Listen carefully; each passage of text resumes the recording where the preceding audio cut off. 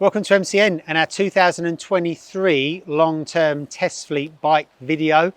These videos are all about us living with new bikes for extended periods in the year, and it's a little bit different from the launch reports that we do and the MCN 250s. Our long-term test fleet is all about finding out what these bikes are like to live with in the real world and getting down to the nitty-gritty of what they're like to live with. So today we have Michael Guy, our sports editor, off-road guru, all-round good guy. Too kind. Welcome. Thanks, and your mate. KTM Super Adventure 1290R. Yep. Just in case anybody doesn't know, just tell us a little bit about your riding experience. So trials from a kid, and done a bit of enduro, bit of rally, bit of road racing, and quite a lot of road miles. Yeah. And give us a flavour of the kind of bikes you like. What have your last few long-term test bikes been? I love the adventure bikes, no doubt about it. I've sort of gone in that direction from sort of years on sports bikes, and so last year I wasn't so much an adventure bike, but I had the Multistrada V2, and the year before that I had a KTM 890 Adventure R, and then prior to that Triumph Tiger 900 Rally Pro. So and your own bike? My own bike is a famous MCM video bike, yeah, isn't it? Yeah, a KTM 690 Enduro R, which done lots and lots too, to sort of trying to get it almost away from sort of an enduro-y bike into an adventure, like a lightweight adventure bike. And I love it. So you've been running this through 2023. Yep. Done many miles on it? Again, it's like always, it's been a bit of a complicated year for a few reasons, but I've done about 5,600 miles, so yeah, a reasonable amount. Fair chunk. I think the difference this year has been that I haven't done they've kind of been good miles. I haven't done a lot of sort of low, I haven't like crashed out, a few thousand of those on a motorway. There's been lots of actual proper rides, so 5,000, it feels like I'm done the Isle of Man.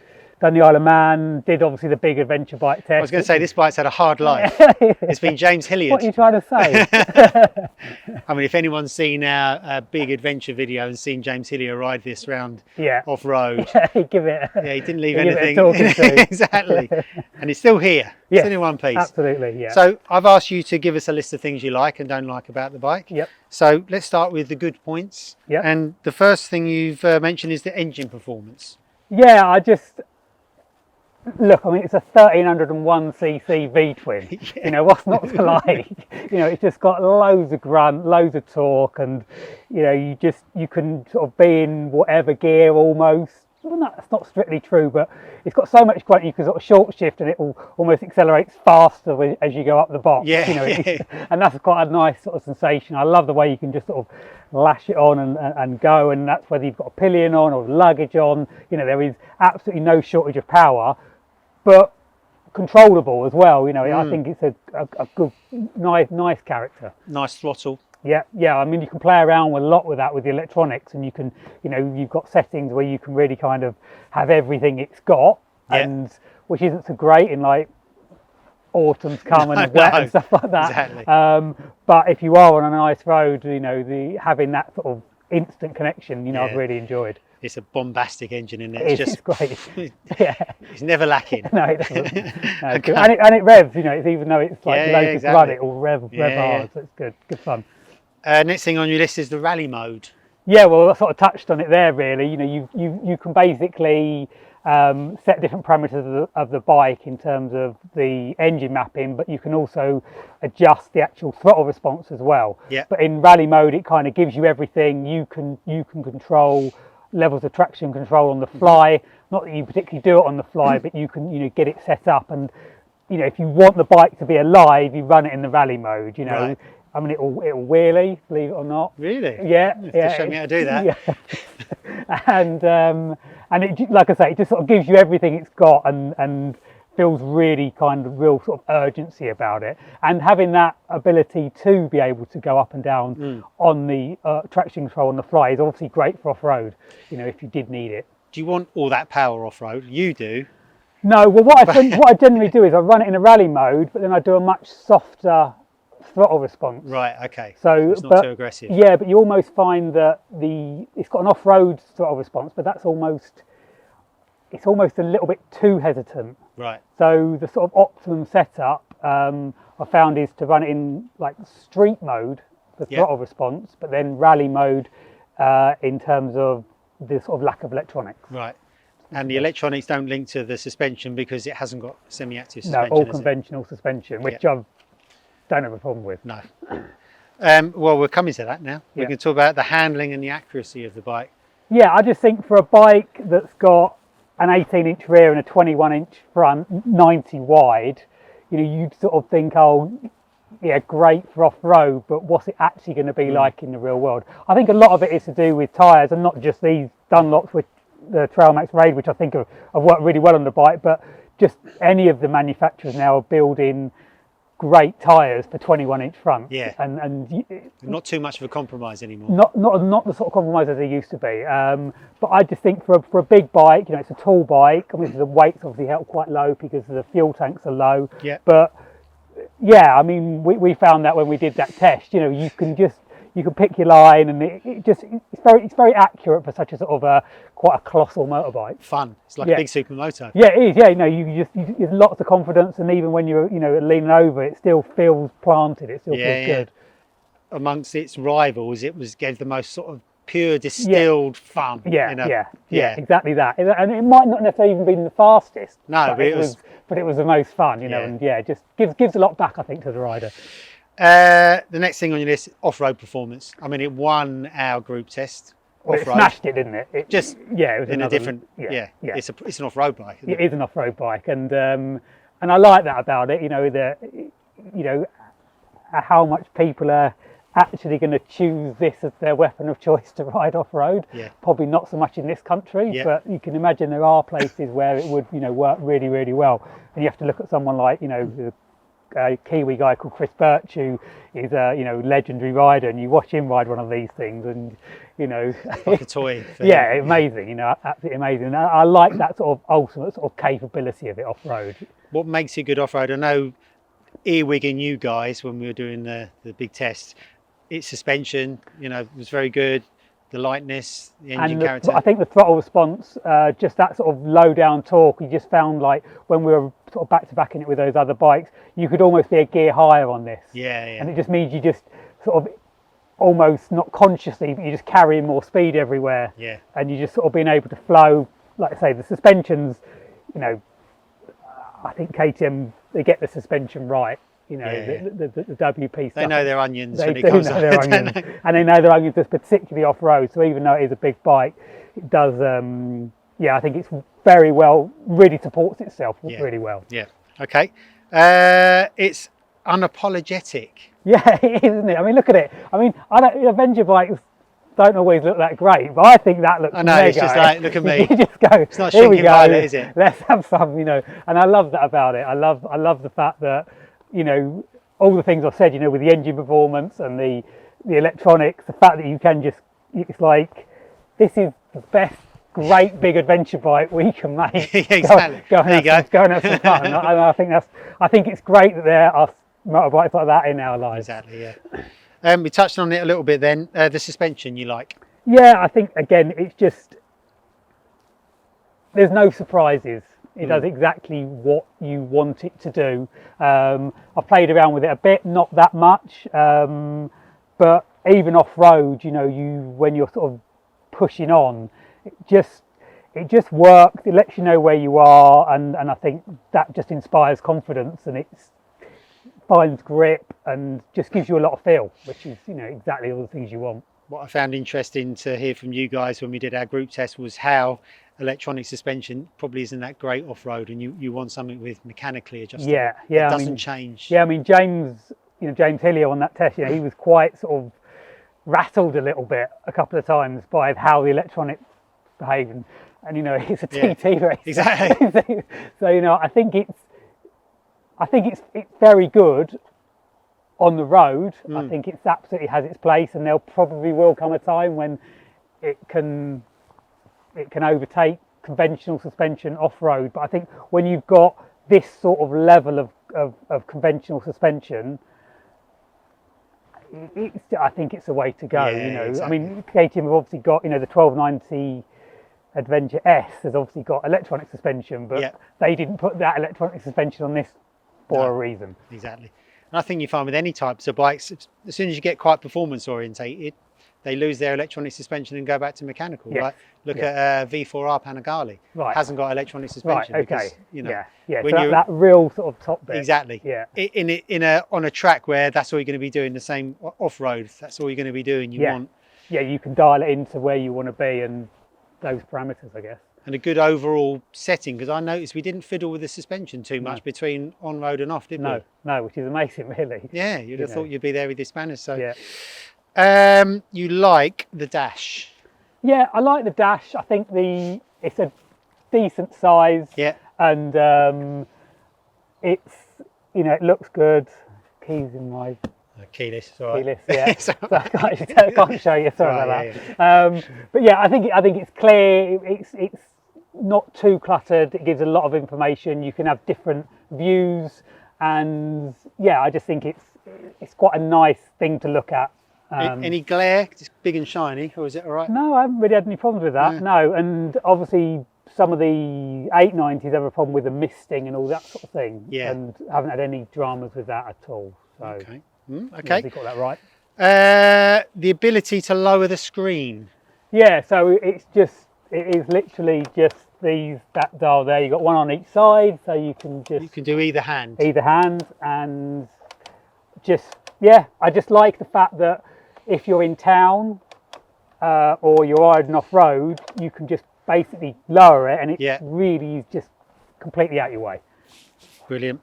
Do we mention the screen anywhere else? What about you've added this little thing? Yeah, I added that because, I mean, it's actually one of my dislikes. It's also the screen. Right. Okay. Because it's ridiculously kind of low. Right. Like the first time I got on the bike, I was like, oh, I'm about to get on the motorway. I'll put it up, and I realised I was already on the highest setting. Right. So, yeah. We'll come back to the screen. Keyless ignition. Yeah, I mean, it's a little thing, and people sort of say, why do you need it, or I wouldn't want that, but I think if you have it, when you're living with the bike, it's really handy. You just have it. You know where your key is. You know it's in your pocket, and it's just simple. And it's keyless fuel cap as well. Keyless fuel cap, which is also key. You just don't need to ever, and it just you know. Didn't your multi-strider have a key for the cap? And that was actually weird, frustrating. Yeah. You know, and I think it's an option that you didn't have to, but the bike we had didn't. So that was you know. I mean, it's first world problems, isn't it? Yeah. but I just think, I think the keyless thing, you know, it's not a KTM thing. That's any manufacturer is offering it. Has it been reliable, the keyless part of it? No dramas, no dramas. Cool. And then the looks, your sort of final like you said about it just then. It's in your face, unapologetic. Yeah. Great colours. But it also gets away with it. It backs it up. Yeah. And it's quite, you might not be able to see it on camera, but it's bright orange. Yeah, it's bright, but it's sort of matte finish as well. It's nice. I like it. I like it. Okay, so they're all the good things. You haven't got too many bads, so that's a really good sign. No, but one of them was quite significant. One of them pretty bad. Yeah. Well, let's start with that one. Well, breaking down. Breaking down, yeah. So I went to the Isle of Man for the TT. Yeah. And as I got off the ferry, I realised I could hear basically something, water hitting the exhaust, like buzzing away and you know, bubbling away. And then I stopped, put the bike on the side stand, went back to the side stand, and there's a great big pool of water underneath it. Right. So it's an annoying one because all it was I then couldn't use the bike. I was at the Isle of Man for 2 weeks. I couldn't use the bike. Yeah. I'd put tyres on. I'd downloaded part of the ACT route to do some off-roading over there. So you missed out on all that. I had all planned, and it was all looking quite good. So I couldn't use the bike, so that was obviously really frustrating. All it actually was the O-ring around the water pump, which, speaking to a few people, doesn't seem to be that uncommon. So it's not like a major failure. No. It's not a broken piston, or you know what I mean. It's something quite small. But the problem is to either top up the fluid or to get to the water pump, all this has to come off. So fuel tanks and everything. So it wasn't like something I was going to be able to do with the toolkit. So did get it fixed, and then coming back from the Isle of Man, it broke down again, and that was really frustrating because, well, I was on the fast lane of the M6 and in a thunderstorm and ended up having to get across, but it was a smart motorway. So I was, just sat with the bike, with all the lorries coming past. Jesus. And, I was obviously on off the road, but I was there just looking at a bike thinking, half expecting it to get wiped out, if I'm being totally honest. Yeah. It wasn't a lot of fun. And all that was when it was repaired, there's two. Sorry, the thing that was weird is that when it broke down, it felt like fuel. It was fuel, but it absolutely felt like it was running out of fuel. But the fuel gauge was reading that I had 190 miles, so I was a little bit confused. But what it transpired is that when the repair was done, the two tanks have taps on, and only one of the tanks had been opened. Right. So, and that was the tank that had the fuel pump in. Yeah. And the other tank had the fuel gauge in. So the gauge was still reading full. Right. And the other side was obviously empty. So again, ultimately it was an O-ring that sort of caused all this. A knock-on effect. And a knock-on effect, Yeah. but then having to break down again and be recovered by the AA, who were very good, to be fair to them. So yeah, and I'm sure you've had it, when you have a failure with a bike, it takes quite a lot of time to get your confidence back in exactly. it, because you're just sort of thinking, is this going to be a problem? So that was really frustrating. I'm not going to lie, that was a difficult few weeks of just felt like aggro. And to add insult to injury, your journey from the motorway to the AA wasn't very good. With the when you were being followed by the motorway people. Oh yes. So yeah.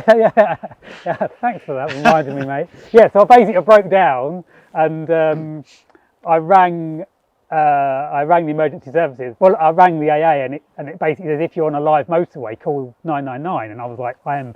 Very much on a live motorway. So I rang 999. The traffic officers came. Like I said, within a thunderstorm. They basically, I was about I don't know, just under half a mile from a lay-by. Yeah.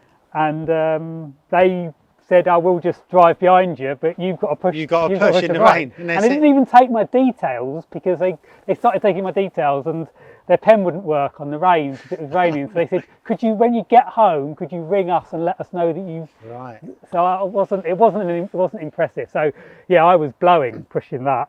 I bet. Yeah, because hard work. Any other problems? The cruise control stopped working. Mm-hmm. And I think that was a switch issue, which is actually one of the things I don't like about the bike as well. Right. So it was replaced and no problem since. That was probably only about 1,000 miles into the bike, and that was, it was just a switchgear issue. It wasn't a cruise control issue per se, but it just wouldn't operate. Okay. Right. So the screen, the height, it's a very low screen, standard, isn't it? Yeah. It is adjustable. It doesn't do much. Is this a KTM add-on? Yeah, that's a KTM add-on. I think about £120, and that's.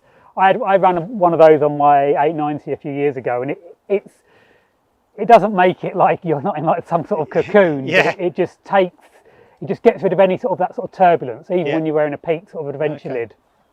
And like I say, and because it's sort of out of the way and you can wind it down, it's just a good addition. Yeah. But the screen without that is is so low if you wanted to do any sort of big not miles. too practical. Yeah.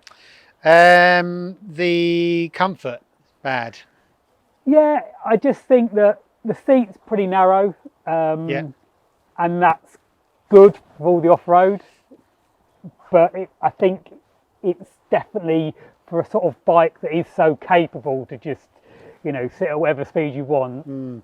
It's kind of maybe a little bit too far in that direction. But they make the S model, so exactly. You're gonna. It's roomy, isn't it? Plenty of room this way, absolutely. And the riding position in general. Yeah, that's all good, but I just think the seat's probably a little bit too narrow. I'm sort of, an hour and a half in, and I'm sort of thinking, I need to get off this. Yeah, exactly. The convoluted menus, so these are the dash menus, I guess. Yeah, so like I said, the screen's really nice, but compared, compared to riding some other bikes, it just feels like you're sort of into a menu, to into a menu, to into a menu, and then you get to where you actually need to be. Just a, again, that's a first world problem. Yeah. But it's just, I just think it could be a little bit sort of simplified. No shortcut buttons or anything. You've got this here, which doesn't allow you to set sort of parameters up, to have certain parameters. So you can go straight into them. Yeah. You don't always want exactly that. So it Yeah. just seems a little bit convoluted. And the switch gear in general. Yeah, I just I don't know if you can see that, but you see how these buttons are all quite sort of raised. Yeah. And I just kind of thought from the word go, I was just thinking, this is an off-road bike. That could end up being sort of cakes in mud. Yeah. It just, and that was obviously the thing that failed with the cruise control. Yeah. One of those is cruise control. So I just think, I don't know. I just think there just seems to be so much sort of gap between them. It's got potential for water and things like that. So Breakage. yeah. So, I mean, how would you sum this bike up? How would you sum up your time with this bike? Is it what you expected? Does it suit the way you ride and what you want out of a bike? I mean, I've, apart from the breakdown, I've really enjoyed it. Yeah. Every time you get on it, you go, it feels something special. I've never got on it and gone, oh, I've got to ride that old thing again. Every time it's just like, it's a weapon of a thing. And like I said, I like the fact that it's sort of unapologetic, and I've really enjoyed that side of things. I think, money no object, you'd have one in your life. Because it's expensive, isn't it? But it's an expensive motorbike. It's, I think, just shy of £18,000. Yeah. Haven't had to put much on it, to be fair. But yeah, that's a chunk of money, eh? Yeah. And so yeah, it's sort of like you'd like one in the garage, but I think in the UK, the sort of off-road riding you could do, it doesn't really suit it. I think it's a bit much. If you lived in the middle of Spain or something, or you lived in California desert, I can imagine it could be absolutely amazing. I think if you still wanted this sort of level of performance and this level of attitude, you could easily go for the S model. So the S model's got 19-inch front, slightly more road orientated. Yeah, and it's got a bigger screen, but you've still got the same motor, and I think an electronic suspension. I think it would obviously be. You've got to argue that's going to be a better road bike. And then if the off-road was a thing, I'd probably go for an 890. Yeah. Because in the real world, off-road, an 890 is going to be better than this. Yeah, because exactly. Unless you're really special. Yeah. I mean, one thing I noticed about this, despite it being a Larry R model, it was quite controllable. It wasn't too. Yeah. There was no reason. It wasn't to its detriment anywhere. It's not as if it's peaky or too stiff or too aggressive or anything like that. No, absolutely. You can ride it, and like I say, and you can. The fact that you can adjust not just the engine map, but the actual throttle, the way the throttle picks up, I think that's quite nice. So you can really you can certainly sort of dumb it down. When the conditions aren't good or it's really wet. And normally I'd just be like, oh, I'll just keep it in the sort of rally and ride it. But I think, God, it is greasy today. I'll have a bit of a different map in there. Yeah. So, and I like that because not all bikes, those maps kind of make huge difference, do they? No, exactly. Whereas the KTM, I think they always do. But you can't use much of this bike's good stuff really in the UK. A lot of the performance is untapped, the off-road performance. Yeah, I think like we obviously did the test at the big adventure bike test at Sweetland, which has got some big old trails, and there it was great. But I'm just thinking about a muddy, rutted green lane. Yeah, you're just going to be. I don't think you're going to be having that much fun, to be totally honest. Excellent. Well, thanks very much for showing us around, taking the time to explain what's what. Yeah, thanks, mate. Thank you very much for watching, and look out for more videos just like this coming very soon.